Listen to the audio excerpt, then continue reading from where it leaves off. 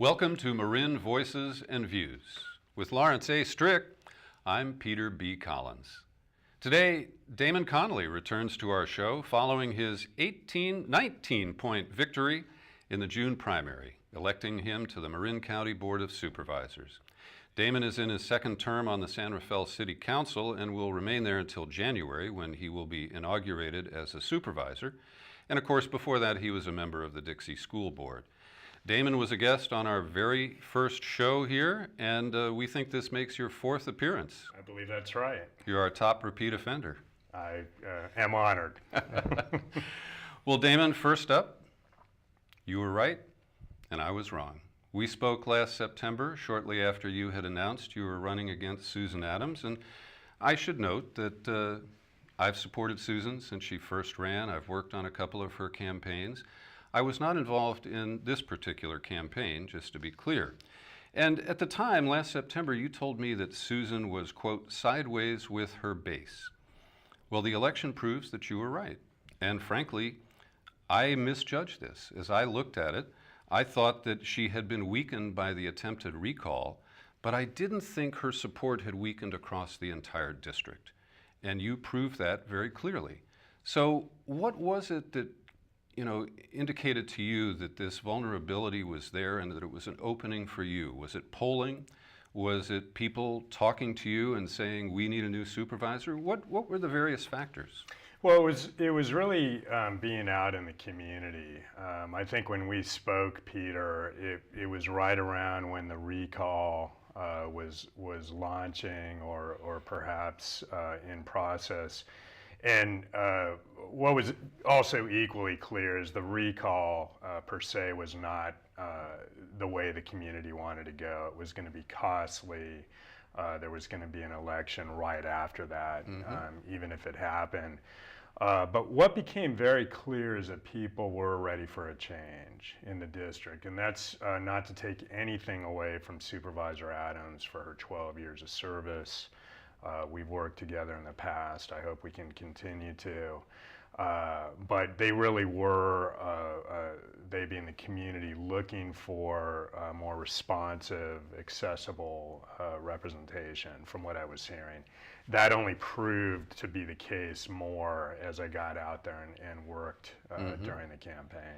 And now that the election is behind us, when did you run polls, and did you expect it to be such a blowout? Believe it or not, I actually did not have polling at the end, so I actually didn't know what the result was going to be. What we did do was do an extensive ground campaign. I personally walked thousands of doors. We had volunteers. We probably hit, by the end, 10,000 voters at their doorsteps, thousands of phone calls. At that point, you do get a sense of what's out there. And we were hearing our message back to us. Yeah, we do need someone who listens more. We are ready for a change. At that point, you recognize that, hey, this may end up going favorably. But I think, it's always good to run scared, so to speak. You don't know how it's going to come out. And in this case, I actually did not have polling at the end. So. In the post-election edition of the Pacific Sun, Peter Seidman wrote a pretty extensive analysis, and in it he calls your election, or the recent election, a wave, and marking the ascendance of a conservative or a more conservative Marin, and a more conservative Marin voter. And he notes that there was some sort of extreme no-growth sentiment. And that sentiment, when you think about it, really puts the Marin planning that's been done for decades at risk, that the open spaces in the west would remain, but there would be ingrowth in the 101 corridor. Do you think that the turnout that came out in your election supports that view? And is Marin just getting more conservative? No, I respect Mr. Seidman. I have to respectfully disagree with his analysis. If you trace this election back, it has historic roots in Marin, in that Marin development is always a key issue in Marin elections. always has been, perhaps always will be. This election was not some sort of broad verdict on, in my view, the absolutely brilliant movement in the early 70s by our Marin forebears, so to speak, to protect West Marin with zoning.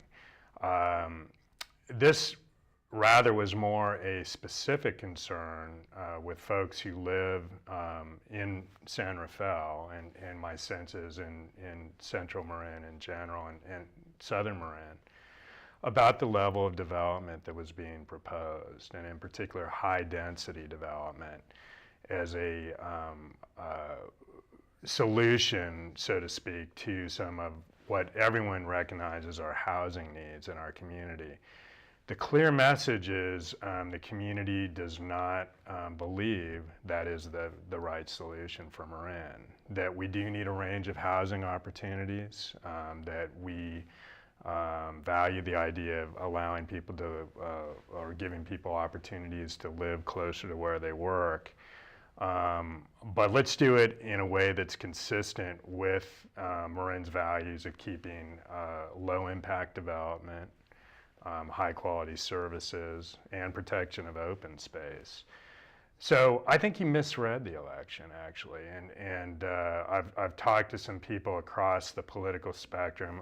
It's only been out for about 24 hours, but they agree that it's a little bit of a simplified analysis. If you look at the coalition I developed in this campaign, it included just a broad range of people. We called it the Big Tent. But much of it included environmentalists who simply have always been concerned about the level of development in Marin. So Damon, you and I both attended a community meeting in Marinwood that was hosted by Susan Adams last June. And as you know, at that time, we had the regular county housing element process in review, and the regional ABAG planning process coincided with that. And it produced, some very strong reaction. And at that particular meeting, the crowd was hostile and very unruly. You probably would agree with that. The low point for me was when Melissa Bradley suggested that some affordable housing would bring the ghetto to Marinwood. That's the Melissa Bradley who donated $5,000 to your campaign. Now, I do understand a big tent, but are you comfortable aligning yourself with those types of comments? Well, I had a tremendous number of supporters and contributors. Obviously, I'm not responsible for everything that every one of them says. In that case, I was at that meeting. I think that meeting was mishandled in a number of ways. I like to compare that handling of the PDA, or Priority Development Area issue, with how we handled it in the city of San Rafael, where we confronted a very similar issue with the Civic Center, station area plan. That's the smart station, just to yeah, exactly. help people. Exactly, yes. And what we did is we went out, we had community forums. People were allowed to speak. There was a lot of listening involved, as opposed to the Marinwood meeting where there was a 45-minute speech and then about 20 minutes of listening. I do agree with that. I think Yeah. that Susan was trying to preempt a lot of questions by making a presentation, and I think she clearly misread the room, which preferred not a presentation, but they wanted to be heard. Yeah, it really does have to be a two-way dialogue. When we say let's listen more, and I'll tell you guys, it's not even an option at this point. I mean, one lesson I've heard loud and clear is people no longer are simply content to hear from their representatives every 4 years, cast their ballots, and then, people simply go off and make decisions and are not heard of or from much after. In this day and age with social media, particularly in this community, people are passionate, but they're very knowledgeable too, and they're good sources of information. So it's got to be participatory. We did that in that Civic Center process. I think we got high marks. We ultimately decided to vote not to have a priority development area designation, but we came up with a good station area plan that calls for mixed use, better circulation around the station, bike and ped options. My basic belief is there are ways we can work through these issues as a community where people can come together and solve these problems. Well, my follow-up is, how can we restore civility to the discussion of controversial issues? Well, I'm certainly going to do my part, but I have faith in this community. I saw it in the campaign. I mean, things obviously get heated during the course of a campaign. But again, what I heard is I think people are very interested in putting the divisiveness behind us. A lot of it is simply unnecessary, and let's focus on solutions. But part of that is people have to have a meaningful opportunity to participate and be heard. So it seems to me that regardless of how you define an issue or talk about who the specific players were in this last election, your victory in part is a result of people being sort of angry and frustrated with government. Come January, you're going to be that guy that they may be angry with. Yeah. And how do you respond to folks who come at you with a temper, even if they have already had an opportunity to be heard, which in some instances people did have opportunities to be heard about Marinwood and other places, and they elected to come sort of late to give their views, and they just kind of expressed them in an angry way. What do you do in a situation like that when you're in a position of power?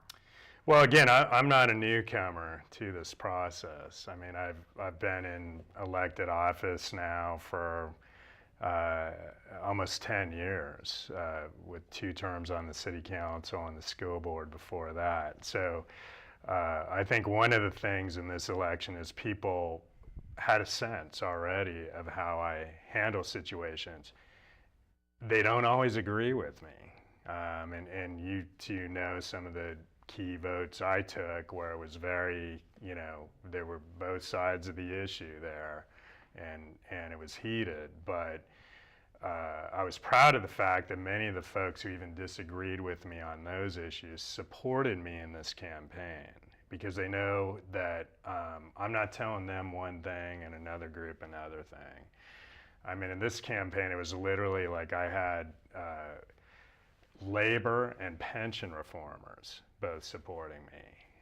Environmentalists, mountain bikers, some of the real hot spots in this county right now. And I think it's because people know that I'm up front and I'm going to listen and then make the best decision I can. So are there a couple of policy decisions that you think you heard from the people who voted for you? I mean, 59%, 58% of the people voted for you, and didn't vote for the incumbent, so they obviously want some change. What are the changes that you've heard that people want and that you support and are trying to bring to the Board of Supervisors? So I think the big issue, and you hit on it even in the first question, is development and the approach to development. I think this was a referendum on high density development versus more low impact solutions. Again, recognizing that housing is a key issue. I think as part of that, infrastructure is a big issue, particularly transportation. We have SMART coming to our area, including 2 stations in San Rafael. We have to make sure that that continues to be fiscally sound, that the appropriate planning is done around the stations, that certain neighborhood issues are resolved, like quiet zones. So one thing I bring to the table is I will have a close working relationship with the city as well. Another big issue that emerged was fiscal transparency in the Civic Center. One issue that seems somewhat symbolic on the face of it ended up being a key issue. That's the community service fund that the supervisors have. I believe we're the only county in the state that has it, where it's a discretionary pot of money. Earmarks. It basically. Yeah. So I actually point blank said, let's do away with those. Many of the grants are very admirable and should perhaps be approved, but let's do it through the ordinary budget process. So one of the things I'm going to do initially is really make the case, and that's been brewing for a while. We have a big mental health budget in the county, about $46 million, yet we have a significant homelessness problem, primarily concentrated in San Rafael. I'd like to really get in, look at the details of that budget. Are there other things we can be doing, at least on the mental health side, in working through the homeless issues as well? The other thing I really campaigned on is there's absolutely no reason Marin should not be the environmental leader in our state and the nation. And that really means walking the walk and not resting on our laurels. One thing that struck me, for example, is although the diversion rate in our communities is about 75%, recycling at the Civic Center itself is under 50%, according to the grand jury. So we have to do a lot better. And the Climate Change Action Plan right now, there's a lot of good wording in it, a lot of good sentiment. Let's take the lead on that. So that's something I'll be pushing and have been pushing in the city of San Rafael. Damon, let's talk about the campaign. Sure. I was disappointed to see my friend Susan Adams send out a last-minute hit piece with a Photoshop faked picture of you stuffing cash into your pocket. I think that was a low blow. Now, I didn't work on this campaign, so I can guess that she had some bad advice. Now, you struck a low blow, in my opinion, before Adams did, with a mailer that accused her of throwing children under the bus by supporting some affordable housing. Did you get some bad advice? And do you have any regrets, given that you apparently didn't need to drive up the negatives of your opponent? And it also was in contrast to what I saw in the public events where you and Adams appeared together, where I thought you used a very soft touch. You basically just talked about people telling you they wanted a supervisor who listened and that it was time for change. In public, you didn't attack her, but in the mail, you did. So talk about that, please. Sure. First of all, we ran an issues-based campaign. So I'm going to stick by the mailers, all of them, including the one you're referencing. It was hard-hitting, but it was fact-based. One of the key issues that emerged from day one in the campaign is that as we go forward with housing solutions, particularly nonprofit ones, we have to look at, okay, well, how does that affect the fiscal base of the school district? It's not an issue I made up. It's something that was front and center on the minds of voters, particularly in North San Rafael. No, I understand that issue, so but Adams did advance a proposal with support from the Marin Community Foundation to essentially, guarantee that if people moved into affordable housing that was tax exempt, that there would be additional money brought to the school district to offset that. So she was certainly aware of the issue and addressing it, and that's why I think throwing those children under the bus is extreme. And it's a pretty graphic image, at least for me. I will say the picture was of children simply getting on a bus, but I hear your point. Where I'll stand by it, though, is you actually are not correctly stating the facts. Supervisor Adams was caught flat-footed on this issue, and the developer was as well. I was at an initial meeting in the Dixie School District at the Mary Silveris School, a community meeting, where the community brought this issue up. And both the developer and Supervisor Adams were surprised. Thereafter, there was talk of some financial relief. Nothing ever came to fruition, and the proposal that probably got the furthest was for one-time money. So if anything goes forward, there are several issues with the Marinwood proposal. That issue is still alive and front and center, though. It has by no means been resolved. There are also environmental issues with that site. There's an issue of the size, and there's also an issue about whether it's even consistent with the community vision process that happened several years ago. So, but the school finance issue is a critical one. That's why I definitely stand by that mailer. Well, I certainly agree it's a critical issue, but it's part of the entire package, and there is no active proposal for development at Marinwood right now, so that makes the issue about funding for schools hypothetical. No, there is a proposal, and there's an EIR Oh, okay. proceeding on that proposal. I didn't think it was active. I know there have been discussions. It's very active. So we're in the process of raising the key issues, the legitimate issues. I think it's important not to read too much into it. It's a specific situation. It was a legitimate issue, and it has not been adequately resolved. So that is an issue that the community will need to see resolved going forward. The campaign also drew attacks from other folks other than just Supervisor Adams and yourself. One of the attacks came from the Electrical Workers Union, and that seemed to be a salvo really from PG&E against Marin Clean Energy, where you're the chair. Right. What did you make of that and those kind of interests trying to play in your race? It was disappointing, but I think it was easy to see through what was going on. Very similar false attacks were being made on the Marin Clean Energy program by PG&E and its ally in this case, which is a captive IBEW branch that is opposed to CCA programs, basically. CCA is? Community choice aggregation. Interestingly, there's a broader context going on. There's some legislation happening in Sacramento right now. I was just up there Tuesday speaking out against it that would effectively kill these programs. So not surprisingly, IBEW and PG&E are pushing that legislation.